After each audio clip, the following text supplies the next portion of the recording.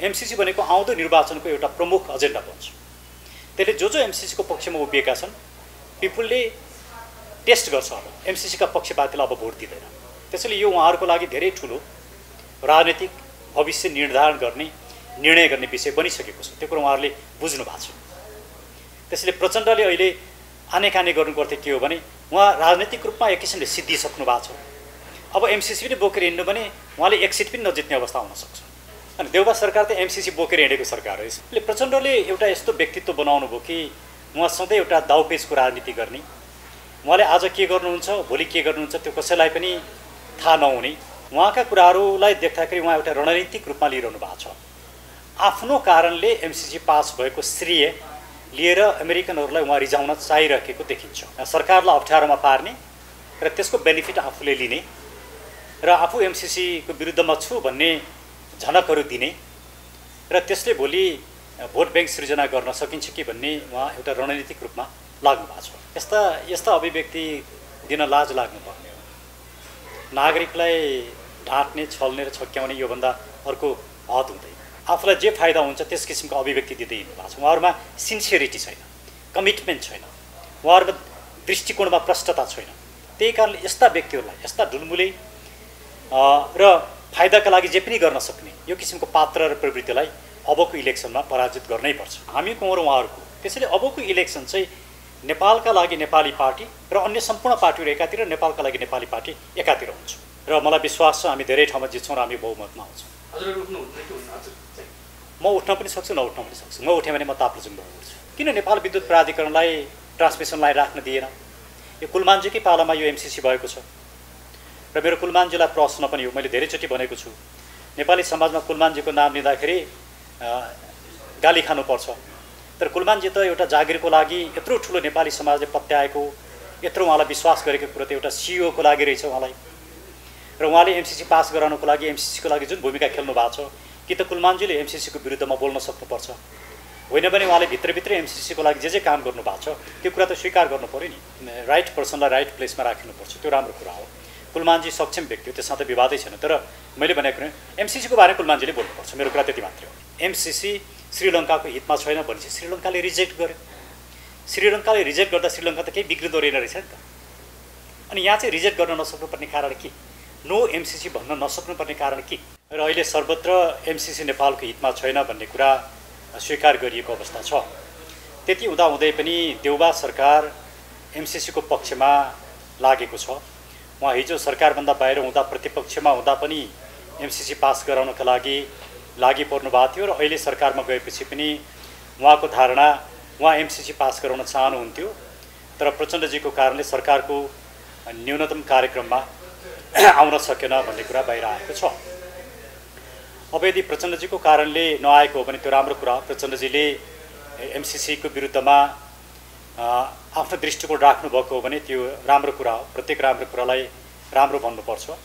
तर प्रचण्डजी आफैले यो कुरा बोल्नुपर्छ।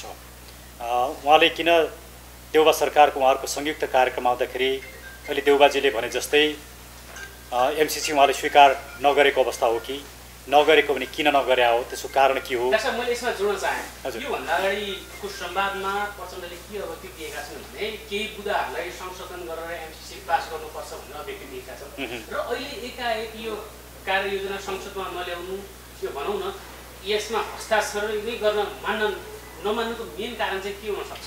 मैले यो विषयमा योभन्दा अगाडि पनि आफ्नो धारणा राखेको छु। महेशजी, प्रचण्डजीले भनिरहनु भएको चाहिँ एमसीसीमा संशोधन गरेर केही परिमार्जन गरेर एमसीसी पास गर्नुपर्छ भनेर उहाँले भन्नुभएको थियो।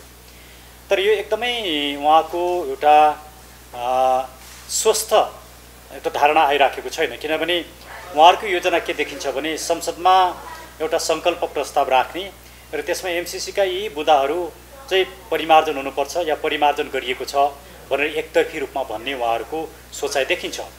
नेपालले संसदमा एकतर्फी रूपमा यी बुदाहरूमा परिमार्जन भयो भन्ने राखेर एमसीसी परिमार्जन हुँदैन।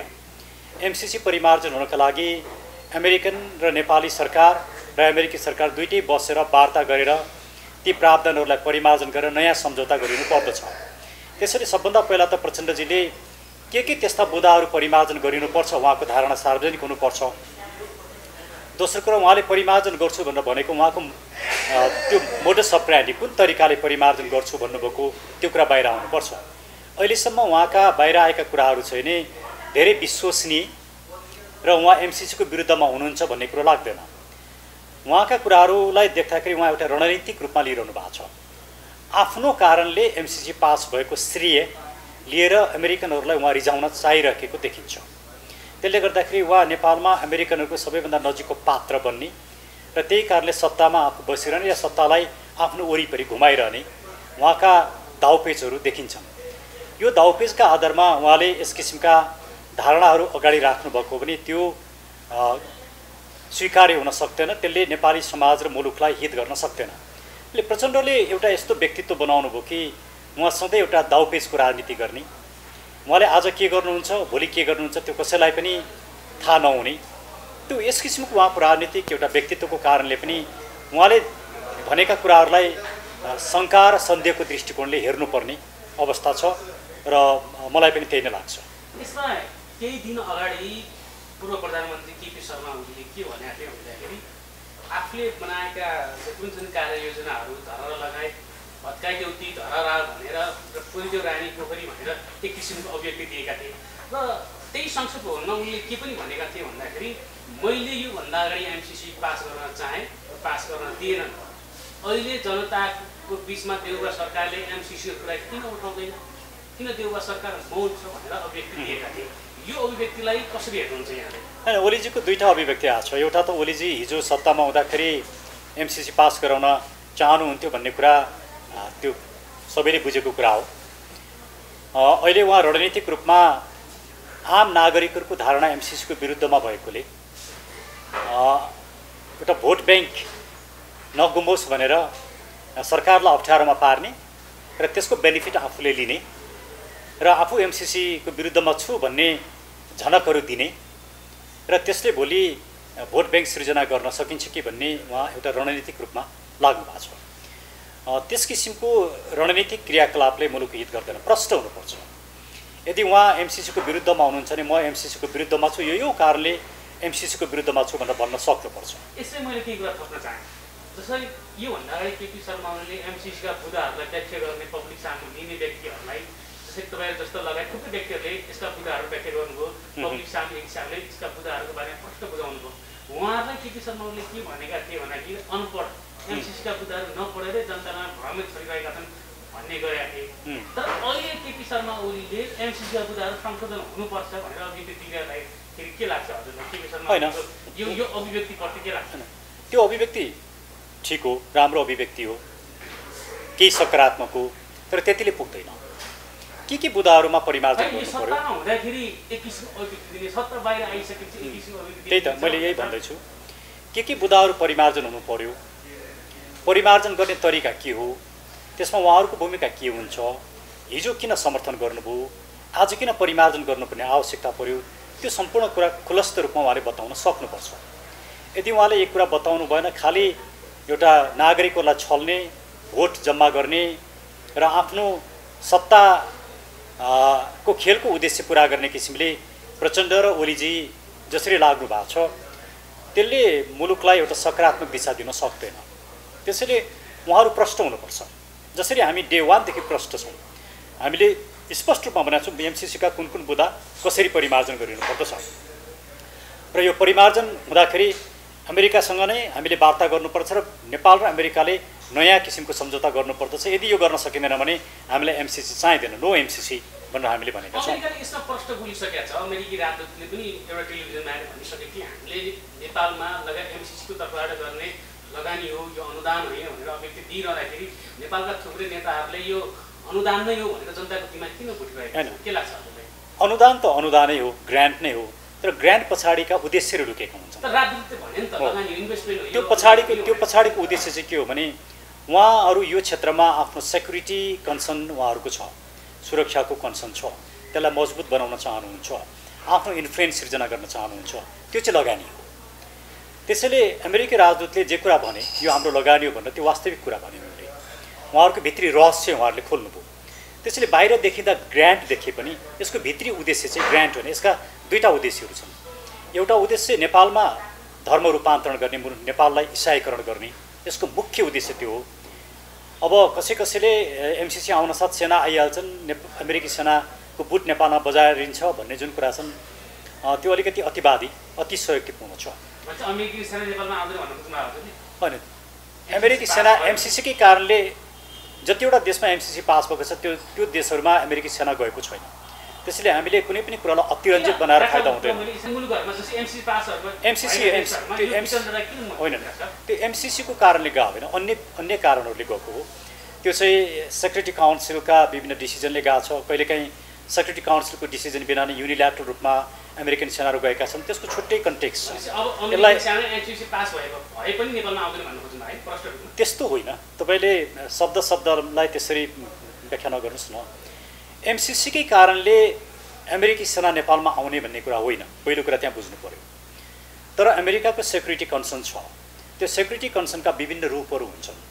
त्यो अर्थमा सेक्युरिटी कन्सर्नको कुरालाई जसरी जोडिएको छ, जसरी इन्भेस्टमेन्टका कुरालाई उठाइएको छ, त्यो चाहिँ संवेदनशील छ, त्यो कुरालाई हामीले बुझ्नुपर्छ। तर त्योभन्दा पनि महत्त्वपूर्ण र संवेदनशील कुरा चाहिँ के हो भने नेपाललाई उहाँहरू नेपालको सभ्यता, धर्म, संस्कृति, परम्परा समाप्त पार्नका लागि, यो नेपाल समाप्त पार्नु भनेको, नेपाललाई कमजोर बनाउनु भनेको नेपालको आफ्नो सभ्यता समाप्त पार्नु हो, त्यसलाई कमजोर बनाउनु। त्यसैले आज जसरी 62-63 पछाडि नेपाललाई इसाईकरण गरिएको छ, धर्म रूपान्तरण गरिएको छ, त्यो क्रमलाई एमसीसीको एउटा आडम्बरमा त्यहाँ कर्मचारी नियुक्त गर्नेदेखि लिएर ती कर्मचारीले खेल्ने भूमिकादेखि लिएर र सोसाइटीमा उहाँहरूको प्रभावदेखि लिएर यी सब कुरामा चाहिँ यसले नेपालको सभ्यतामाथि ठुलो चुनौती दिन्छ।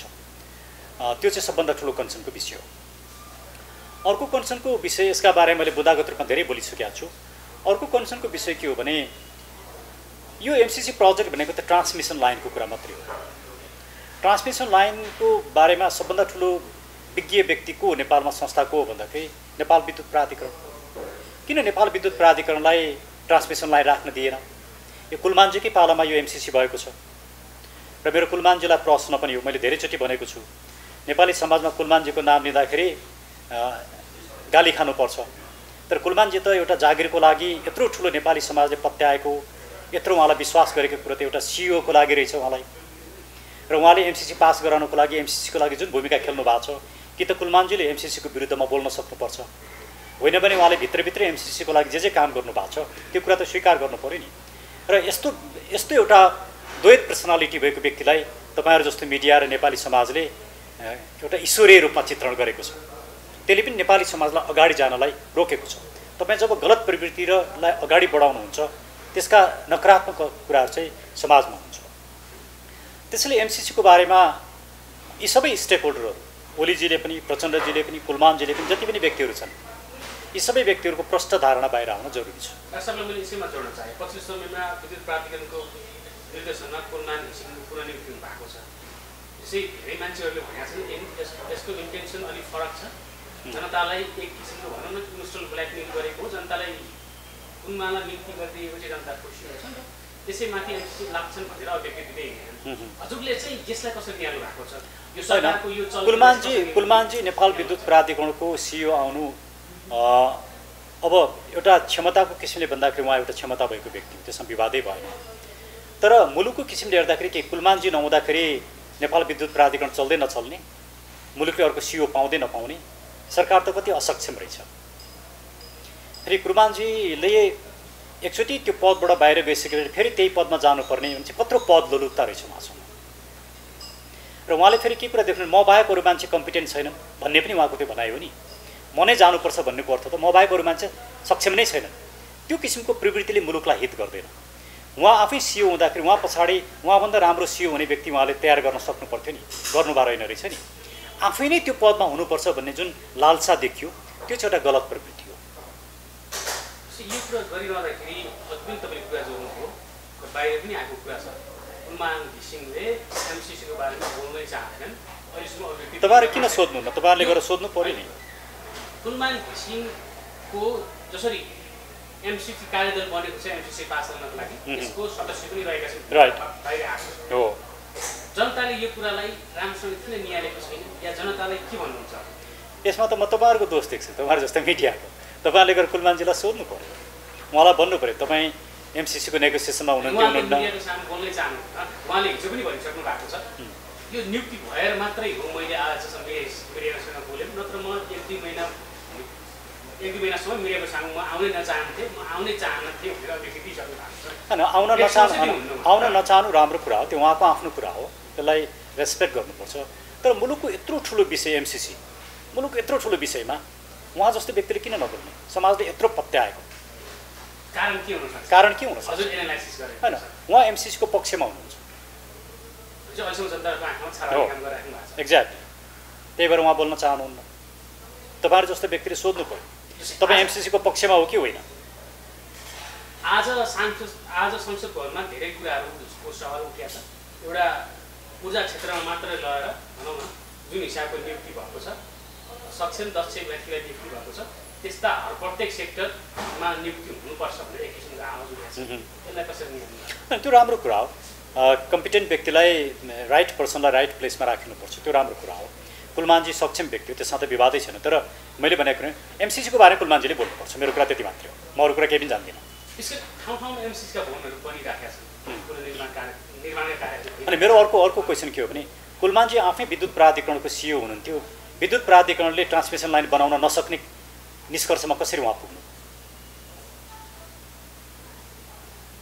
त्यसैले कहाँ कति जमिन लिएको छ के यो त सरकारलाई सोध्नुहोस् न। सरकारले किन यस्तो गलत काम, जबकि संसदबाट पास भएको छैन, पास नभइकन किन यी सम्पूर्ण कामहरू एमसीसी रिलेटेड काम गरिराखेको छ? त्यो त तपाईँहरूले सोध्नुपर्छ, मिडियाले बाहिर ल्याउनुपर्छ। यी विषयहरू पनि आगो उठाइरहेका छौँ। मैले यसैमा टेकेर कुराकानी गर्न चाहेँ।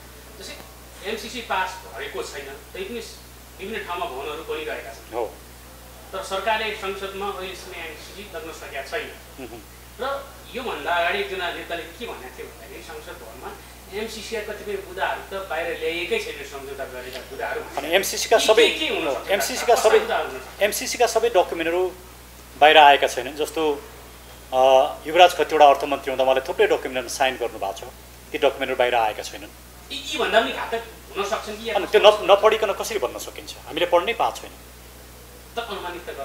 अनुमानका भरमा बोल्नु हुँदैन, म अनुमानका भरमा बोल्दिनँ। तर मैले भन्ने कुरा के हो भने ती डकुमेन्टहरू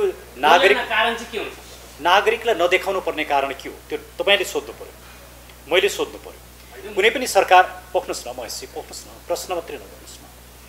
कुनै पनि दस्तावेज मुलुकको हितमा गरिन्छ भने त्यो नागरिकले थाहा नपाउनु पर्ने के कारण हुन सक्छ? अर्थात् नागरिकले थाहा नपाउनु भनेको मुलुकको अहितमा गरिएको हुनसक्छ। तर के कुरा अहितमा छ या के कुरा हितमा छ भन्ने कुरा त त्यो दस्तावेज नपढिकन अनुमानका भरमा बोल्नु त हुँदैन नि। म त्यसरी बोल्दिनँ। एकदमै ल्याउनुपर्छ। त्यसैले त हामीले भनेका छौँ एमसीसीका सबै दस्तावेजहरू सार्वजनिक गरिनुपर्छ। अहिलेसम्म एमसीसीसँग रिलेटेड के दस्तावेजमा हस्ताक्षर गरियो, के दस्तावेज छन्, ती सम्पूर्ण कुराहरू जानकारीमा आउनुपर्छ। हामीले डे 1 देखि भनेको कुरै यही हो। त्यसको लागि एउटा आयोग बनाइनु पर्दछ, त्यो आयोगले छानबिन गर्छ एमसीसी कति फाइदाजनक छ छैन, यसका के राम्रा कुरा छन्, के नराम्रा कुरा छन्, मुलुकलाई कति हित हुन्छ कति अहित हुन्छ। त्यो जस्तो श्रीलङ्काले जे गर्यो त्यो मोरालिटीमा हामी किन जान नसक्ने? अन्ततः श्रीलङ्काले बनाएको आयोगले एमसीसी श्रीलङ्काको हितमा छैन भनेपछि श्रीलङ्काले रिजेक्ट गर्यो। श्रीलङ्काले रिजेक्ट गर्दा श्रीलङ्का त केही बिग्रिँदो रहेन रहेछ नि त। अनि यहाँ चाहिँ रिजेक्ट गर्न नसक्नुपर्ने कारण के? नो एमसीसी भन्न नसक्नुपर्ने कारण के? यदि त्यस्तो कारण उहाँहरूसँग छ भने के त्यो कारण भन्नु पर्यो? उहाँहरू राष्ट्रद्रोही नै हो, देशप्रतिको माया छैन भने त्यो कुरा पनि भन्नु पर्यो। हामीलाई देशको माया होइन कि हाम्रो सत्ताको कुरा भन्न सक्नु पर्यो। तर उहाँहरूका अनुमति बिना यी भूमिहरू कसरी बन्न सम्भव हुन्छ? त्यही त गल्ती नै यहीँनिर छ। उहाँहरू एमसीसीको पछाडि कसरी लाग्नु भएको छ भन्ने कुराका प्रमाण हुन्थे। एमसीसी संसदबाट पास गराउनुपर्छ भनेपछि संसदबाट पास नगरिकन कुनै पनि काम हुन सक्दैन। तर किन गरिरहनु भएको छ? उहाँले गैर कानुनी काम गरिरहनु भएको छ नि। त्यसले यो प्रश्न एमसीसीको प्रश्न भनेको चाहिँ सानो प्रश्न होइन। आउँदो निर्वाचनमा पक्नुहोस्, एक मिनट पक्नुहोस्, एमसीसी भनेको आउँदो निर्वाचनको एउटा प्रमुख एजेन्डा बन्छ। त्यसले जो एमसीसीको पक्षमा उभिएका छन् पिपुलले टेस्ट गर्छ। अब एमसीसीका पक्षपातीलाई अब भोट दिँदैन। त्यसैले यो उहाँहरूको लागि धेरै ठुलो राजनीतिक भविष्य निर्णय गर्ने विषय बनिसकेको छ। त्यो कुरो उहाँहरूले बुझ्नु भएको छ। त्यसैले प्रचण्डले अहिले आनेकाने गर्नुपर्थ्यो के हो भने उहाँ राजनीतिक रूपमा एक किसिमले सिद्धिसक्नु भएको छ। अब एमसीसी पनि बोकेर हिँड्नु भने उहाँले एक सिट पनि नजित्ने अवस्था हुनसक्छ। त्यसले काहीँ न काहीँ आफ्नो राजनीतिक वर्चस्व बचाउनलाई उहाँ धेरै बट्याइ गरिरहनु भएको छ। यति मात्रै हो। यी संरचनाहरू गरिरहने क्रममा एकजना नेपाली नागरिकले नाङ्लोमा केही सामानहरू राखेर बेच्दाखेरि त्यो नागरिकलाई नगरपालिकाका कर्मचारीहरू आएर उठाएर लाठी हानेर चौकीमा लगेर सामानहरू जफत गर्नुपर्ने यो देशमा। तर एमसिसीका भवनहरू सजिलै बन्नुपर्ने राज्य सरकार कहाँ आएर कसरी चुकिरहेको यो तपाईँले नै भन्नुभयो, तपाईँले दिएको उदाहरणले नै प्रश्न छ। एमसिसी संसदबाट पास गराउनु पर्ने, संसदबाट पास नगरिकन लागू गर्नुपर्ने कसरी हुन सक्छ? त्यो त गैर कानुनी भयो नि। अहिलेसम्म जति पनि प्रधानमन्त्रीहरू बने उहाँले जनताले अब कसरी मूल्याङ्कन गर्ने? उहाँहरूलाई अब पिपुलले मत दिनु हुँदैन, किनकि उहाँले राष्ट्र विरोधी काम गर्नुभएको छ, उहाँले गैर कानुनी काम गर्नुभएको छ, नागरिकको आँखामा छल्ने काम गर्नुभएको छ, उहाँहरू आफूलाई जे फाइदा हुन्छ त्यस किसिमको अभिव्यक्ति दिँदै हिँड्नु भएको छ। उहाँहरूमा सिन्सियरिटी छैन, कमिटमेन्ट छैन, उहाँहरूमा दृष्टिकोणमा प्रष्टता छैन। त्यही कारणले यस्ता व्यक्तिहरूलाई, यस्ता ढुलमुले र फाइदाका लागि जे पनि गर्न सक्ने यो किसिमको पात्र र प्रवृत्तिलाई अबको इलेक्सनमा पराजित गर्नै पर्छ। विकल्प हामी छौँ नि। समाजले पत्याएका निष्कलङ्कित व्यक्तिहरूलाई छान्नु पर्यो नि पिपुलले। जुन जोगी पनि कानै चिरेको भन्ने अभिव्यक्ति बनाएर सबैलाई एउटै बास्केटमा राख्नु त मिलेन नि। हामीले के गरेका छौँ विगतमा त्यो कुरा हेर्नु पर्यो। हामीले एनसेलको पैसा ल्यायौँ, नागरिकता रोक्यौँ, हामीले कालीगण्डकी कुरा गऱ्यौँ, हामीले गरेका थुप्रै कामहरू छन्। यसले के कुरो प्रश्न पार्छ भने हामी को हौँ र उहाँहरू को? एमसिसीको विरुद्धमा कसले आवाज उठायो, कसले बुदागत रूपमा एमसिसीको विरोध गर्यो? हामी हौँ। यसले प्रश्न पार्छ हामी को हौँ र उहाँहरू को। त्यसैले अबको इलेक्सन चाहिँ नेपालका लागि नेपाली पार्टी र अन्य सम्पूर्ण पार्टीहरू एकातिर, नेपालका लागि नेपाली पार्टी एकातिर हुन्छ। तपाईँले भन्नुहोला राप्रपाले एमसिसीको एजेन्डा बोकेको छ। त्यसैले हामी बाहेक सबै राजनीतिक दलहरू एकातिर र हामी एकातिर भएर अबको इलेक्सन एक्लो। तपाईँलाई लाग्ला तपाईँहरू सानो हुनुहुन्छ, कमजोर हुनुहुन्छ, कसरी होला? कसरी हुन्छ भने एजेन्डाको किसिमले हुन्छ। धेरै ठुल्ठुला बादशाहहरू पनि ढलेका छन्, धेरै ठुल्ठुला शासकहरू ढलेका छन्, धेरै ठुल्ठुला दलहरू पराजित भएका छन्। त्यो समय नेपालमा आइसकेको छ। त्यसैले अबको इलेक्सन अझै पनि ती नेतालाई, ती भनौँ न टेस्टेड व्यक्तिहरूलाई र केही मान्छे पार्टीको केही मान्छे युवाहरूको जमातले के भनिरहेका छन् भन्दाखेरि राजनेता अहिलेकै पनि वर्तमान सरकारलाई के हुने रहेका छन् भन्दाखेरि यो तपाईँले समाजमा यस्ता भनौँ न मानसिकता भएका अहिलेका युवा जमातको प्रवृत्तिलाई, मानसिकतालाई यहाँहरूको पार्टीले, यहाँहरूले कसरी चेन्ज गर्नुहुन्छ? राम्रो प्रश्न गर्नुभयो। समाजमा 100% कहिले पनि खोज्न सकिँदैन। समाजले अब इमान्दार नागरिक, तपाईँ एकचोटि नागरिक भन्नुहोस्, यो मुलुकको हितमा के गर्दा यो मुलुकको हित हुन्छ भने निर्णय गर्ने बेला आयो। तपाईँले आफूले दिने भोट, मेरो भोटले मुलुकको हित हुन्छ कि हुँदैन? तपाईँ दलभन्दा माथि उठ्न सक्नु भएन। यिनै 32 वर्ष शासन गर्ने दलकै पछाडि लाग्नुभयो, तिनीहरूलाई नै मत दिनुभयो भने यो मुलुकको हित हुँदैन भन्ने कुरो प्रष्ट भयो। त्यसैले एकचोटि तपाईँ नेपाली बन्नुहोस् न। म तपाईँलाई नै प्रश्न गर्छु, तपाईँ एकचोटि नेपाली बन्न सक्नुहुन्छ कि सक्नुहुन्न? तपाईँ एकचोटि आफ्नो मत राइट प्लेसमा राइट व्यक्तिले दिन सक्नुहुन्छ कि सक्नुहुन्न? तपाईँले सक्नु भने आम नेपालीले सक्छ, तपाईँले सक्नु भने आम नेपालीले सक्दैन। त्यो कुरा त हामी गरिन्छौँ। Thank you. त्यसैले तपाईँले गर्नुभयो भने आम नेपालीले गर्छन् र अबको इलेक्सन नेपालका लागि नेपालीको इलेक्सन हो। पछिल्लो समयमा सडकमा जसरी पनि एमसिसीको विरुद्धमा आवाज उठिरहेका छन्, यी आवाजहरूलाई राज्य सरकारले त्यति सुनवाई गरेको र सम्बोधन गरेको देखियो। देउबा सरकारले यहाँले चाहिँ कसरी हेर्नु भएको छ? अनि देउबा सरकार त एमसिसी बोकेर हिँडेको सरकार हो। यसमा देउबा सरकार आउन जस्तो हेरौँ, देउबा सरकार आउन साथ उसले सबभन्दा पहिलो काम के गर्यो? विजय गच्छेदारलाई 10 लाखमा छोड्ने काम गर्यो। त्यस पछाडि प्रत्येक गतिविधि हेर्नुहोस्, कुनै पनि गतिविधि राष्ट्रको हितमा छैन। अहिलेसम्म मन्त्रीमण्डल बन्न सकेको छैन। यसै विषयमा त काङ्ग्रेसका नेताहरूले पनि के भनिसकेका छन् भन्दाखेरि हामीले राज्यको खर्च जोगायौँ र मन्त्रीमण्डलले यसरी निर्माण नगरेर हामीले राज्यको केही सेवा सुविधा दिने कर्मचारीहरूबाट पनि केही राज्यको ढुकुटी जोगायौँ, अझै ऋण लिनेबाट लोन लिनेबाट बच्यौँ भनेर अभिव्यक्ति दिँदै हिँड्ने। यस्ता अभिव्यक्ति दिन लाज लाग्नुपर्ने हो। नागरिकलाई ढाँट्ने, छल्ने र छक्क्याउने योभन्दा अर्को हद हुँदैन। त्यसैले देउबा सरकारले गरेको भर्खर आछ, मौका दिनुपर्छ। तर अहिलेसम्मको ट्रेन्डलाई हेर्दाखेरि, देउबाका विगतलाई हेर्दाखेरि उहाँले एउटा पनि राम्रो काम गर्नुहोला भन्नेमा मलाई विश्वास छैन।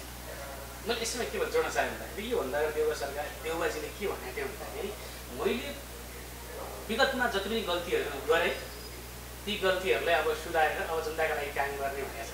कतिको विश्वास गर्न सकिन्छ? उहाँले के गल्ती गर्नुभयो भन्नु पर्यो। मैले यो गल्ती गरेँ, यसरी गरेँ, त्यो गल्तीको लागि मैले अब यसरी सुधार्छु भन्नु पऱ्यो नि। मैले गल्ती गरेँ अब सुधार्छु, त्यस्ता कुराले हुन्छ? यी समग्र कुरालाई यहाँ गर्दाखेरि अब हामी यो संवादको अन्तिममा छौँ। अन्तिममा यो हेरिरहेका दर्शकहरूलाई र आम नेपाली जनमानसलाई हजुरको तर्फबाट हजुर के भन्नुहुन्छ? एउटै कुरा भन्छु, अब आउँदो इलेक्सनमा तपाईँले दिने भोट नेपाली भएर दिनुहोस्, नेपाली नागरिक भएर दिनुहोस्, दलभन्दा माथि उठ्नुहोस्। तपाईँको भोटले मुलुकको निर्माण गर्छ, मुलुकको भविष्य निर्धारण गर्छ। तपाईँले गलत व्यक्ति, गलत पार्टी, गलत व्यक्तिलाई भोट दिनु भने मुलुक डामाडोल हुनसक्छ, मुलुक अप्ठ्यारोमा पर्न सक्छ। साहब, मैले जानलाई यसमा अझै जोड्न मन लाग्यो, एउटा क्वेसन जोडिहालेँ। सम्पूर्ण दल एकातिर, तपाईँहरूको नेपालका लागि नेपाली दल एकातिर भन्नुभएको हो। यी प्रत्येक प्रधानमन्त्री बनेका जुन जति पनि छन्, प्रचण्ड, माधव, शेरबहादुर देउवा, केपी शर्मा ओली लगायतका विकल्पमा तपाईँहरूको टिमबाट चाहिँ कुन कुन क्यान्डिडेट उठ्न सक्छन्, कसरी उठ्न सक्नुहुन्छ? हामी 165 ठाउँमै उठाउँछौँ र मलाई विश्वास छ हामी धेरै ठाउँमा जित्छौँ र हामी बहुमतमा आउँछौँ। हजुरहरू उठ्नुहुन्न कि हुन्न? हजुर म उठ्न पनि सक्छु, नउठ्न पनि सक्छु। म उठेँ भने म ताप्लेजुङबाट उठ्छु। जनताले तपाईँलाई उठ्नुपर्छ भनिरहेका छन्, किनकि मैले सुनेको छैन है। पार्टी भइसकेपछि त चुनावमा गइसकेको तपाईँले होइन, तर म उठेँ भने म ताप्लेजुङबाट उठ्छु। यसको अर्थ यो होइन कि मैले काठमाडौँबाट उठ्नुपर्छ भन्ने होइन। म ताप्लेजुङ जान्छु। योभन्दा अगाडि तपाईँले झापाबाट पनि उठ्छु भनेर मैले झापाबाट कहिले भनेको छैन, म सधैँ ताप्लेजुङबाटै भनेको छु। ताप्लेजुङका जनताले तपाईँलाई भोट हाल्न तयार भइरहेको छ। अनि त्यो त उहाँहरूले डिसाइड गर्ने कुरा। उहाँहरूले, मैले भने नि, नेपालभरिको प्रत्येक नेपाली नागरिकले अब भोट कसलाई दिने निर्णय गर्नुपर्छ। तपाईँले गलत व्यक्तिलाई, गलत पार्टीलाई, गलत एजेन्डालाई भोट दिनुभयो, मुलुक बिग्रिन्छ। तपाईँ एकचोटि नेपाली नागरिक भएर यो मुलुकलाई माया गर्ने व्यक्तिको रूपमा पार्टीभन्दा माथि उठेर भोट दिनु भने यो मुलुक बन्छ। त्यसैले अब प्रत्येक मतदाताको हातमा यो मुलुकको भविष्य रहेको छ। हुन्छ, डाक्टर साहब, यो समय संवादको लागि यहाँलाई धन्यवाद।